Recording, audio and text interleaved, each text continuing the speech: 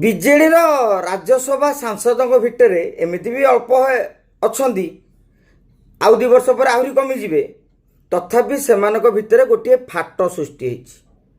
ସସ୍ମିତି ପାତ୍ର ରାଜ୍ୟସଭାର ସଂସଦୀୟ ଦଳ ନେତା ପଦରୁ ଇସ୍ତଫା ଦେଇଛନ୍ତି।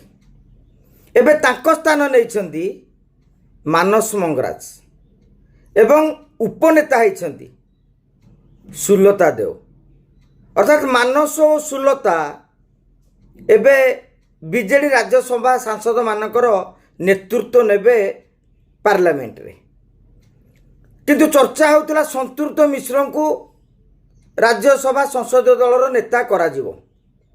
ବୋଧହୁଏ ଏବେ ଯେଉଁ ଇସ୍ୟୁ ଚାଲିଛି, ବିଜୁ ନବୀନ ଟ୍ରଷ୍ଟ ହେଉ ବା ସନ୍ତୃପ୍ତ ପାଣ୍ଡିଆନଙ୍କ କଥା ହେଉ, ମୁଁ ଭାବୁଛି ସେଥିପାଇଁ ଗୋଟେ ଷ୍ଟ୍ରାଟେଜିକାଲି ସନ୍ତୃପ୍ତ ମିଶ୍ର ଏବେ ରାଜ୍ୟସଭା ସଂସଦୀୟ ଦଳର ନେତା ହେଲେ ନାହିଁ।